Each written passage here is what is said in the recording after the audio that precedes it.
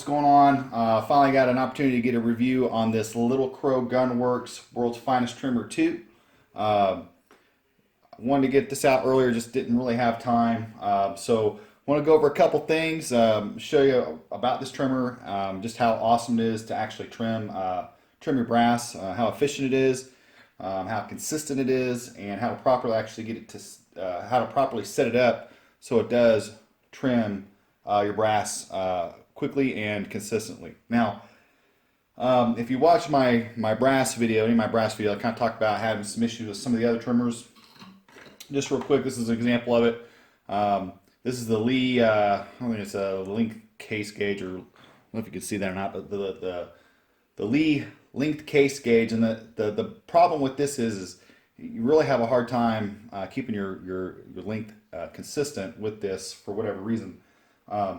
Not so much with this, the Little Crow Gunworks. I really like this trimmer. This thing makes your life so much easier. Honestly, I've done a couple batches already for a total about 1,000 rounds, and I think honestly I'm probably looking about 300 to 500 an hour that I can actually trim with this trimmer. When you combine it with this, this is a Harbor Freight drill press. Honestly, it's a $60 drill press with an $80 trimmer head. You're under $200, and you can really trim some serious brass with this. So I'll show you how to set this up. Make sure that you're set up to trim your brass consistently every time. So I hope you like the video, so stick around and we'll check it out. All right, so first thing, what you have to understand about this particular tool, all right, is, see, I've trimmed a lot of brass with it. Couple things, just kind of go over it. Basically, you've got a 1/2 inch end mill, and just note to self, if you go with the trimmer 2, this is a 1/2 inch mill, and I believe the original one might be like a 3/8 end mill. That's important depending on if you know what you're going to chuck it up in. This Harbor Freight drill press happens to have a 1/2 inch chuck, so it works. If you happen to have one of these or you're thinking about getting one, it will chuck up the 2, but just keep in mind that the 2 is a little bit larger. The inserts are replaceable, so it comes with a little dowel. You can knock these out. So if you have a 308 Winchester, 243, 223, you can actually knock this out, which makes it really nice. So anyway, so what makes this unique or different than, say, your traditional trimmers, all right? The difference that you'll note is the trimming length, normally on a traditional trimmer, is set from the back of the case, or the head of the case, all the way up to the case mouth. With this trimmer, the trim length is set from the shoulder. All right, and why that's important to understand is that gives you 3 different measuring points from when you resize to when you actually go and trim your brass, and that could cause you some problems. The first time that I ran a batch with this trimmer, didn't have any issues. I got everything set up. When I went to run a whole nother batch and I actually reset my dies up, my resizing die, I ran into a little bit of a problem. I noticed that I was trimming a little bit shorter on the next batch, and I could not figure out for the life of me what was causing it. And literally what I was doing, okay, and how it's kind of suggested that you set this up, is you will stick a size case, okay, so you will actually set the size case in there, and you will loosen everything up, set the tool to that length and tighten it down, and you should cut that to that size. Well, there's a couple things to note on that. One, that doesn't work every time, and this is why. When you go and you resize your brass, let me grab my gauge here.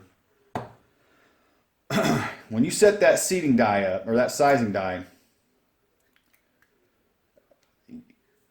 you may not realize it for those of you guys who are new to reloading, but you're going to have varying depths on that shoulder, on that setback. Okay, so your length, when you actually resize a brass, you're setting that shoulder back, right? And that measured distance when you resize your brass is from the back of the case to the shoulder. Okay, that's your head space. Your length has really nothing to do with it when it resizes. Okay, now when you actually go and you put it in the trimmer here, you're setting that trim length from the shoulder to the neck. So anytime that you resize your brass, You do one batch and you got your die set up at one length, and you're really not going to notice it unless you have a specific gauge that measures, okay? But you set that up, and then you undo it, you set your die up again the second time.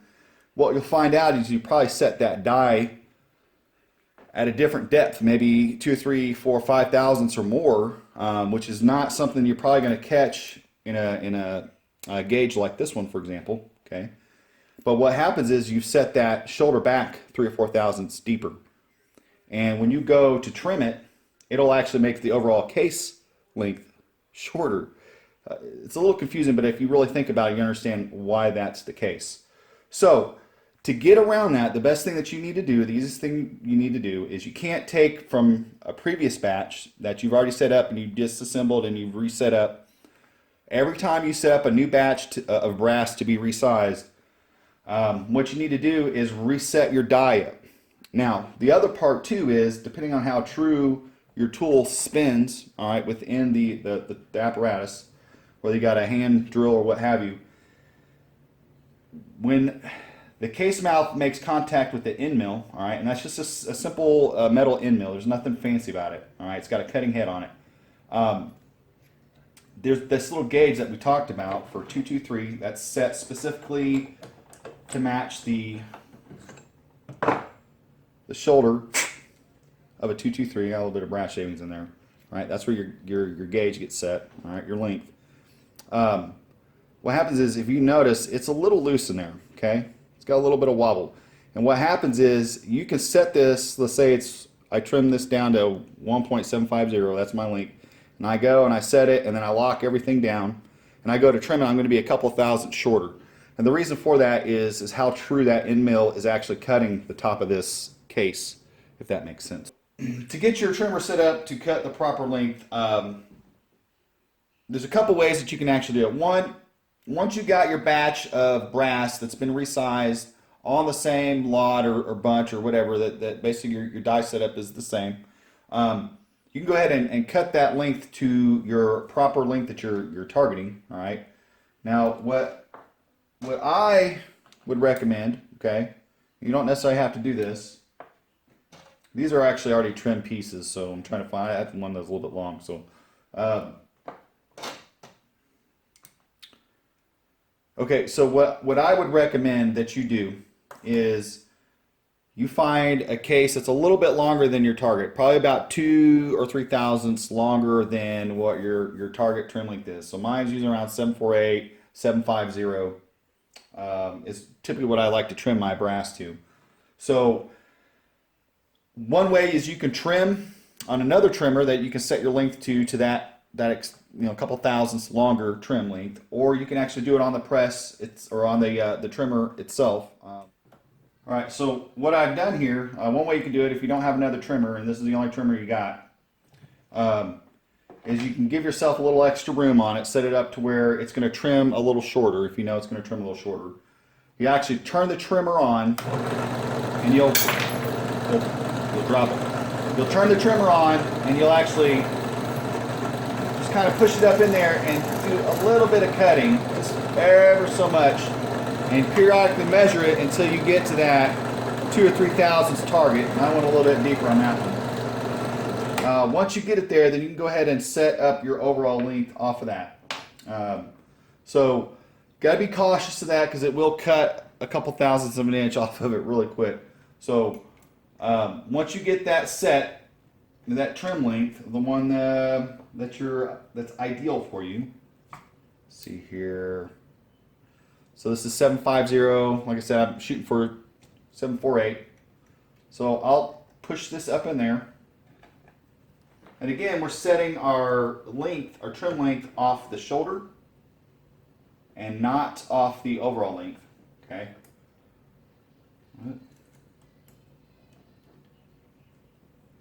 Let it rest on there ever so slightly. Then I'm going to tighten her down.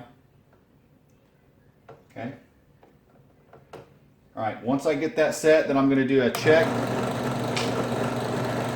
This is at 1.750. Should be at 1.748. There you go. See that? So that works out pretty good. Once you get that set, okay, then you make sure, double check, we're gonna make sure our set screws are locked down, both sides.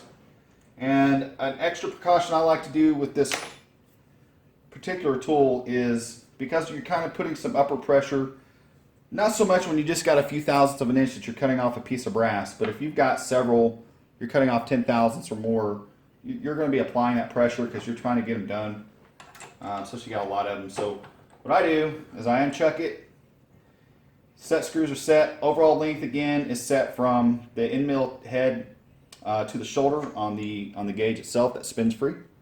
I'm going to slide that bad boy all the way up to the back of the chuck, and then you'll chuck it in place.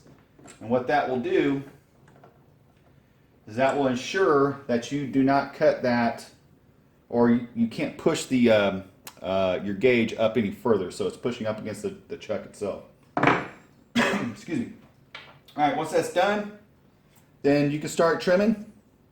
And what I like to do is I'll start running the cases through. I'll cut one, double check, alright, about a half a thou difference from the last one. And I've noticed with this trimmer, you'll flow at about a thousandth or so. There's probably a lot of reasons for that, maybe how much wobble you get from one to the other. The other side too is if you might vary on your head space from when you resized it, a thousandth or two of an inch sometimes. So that's typical.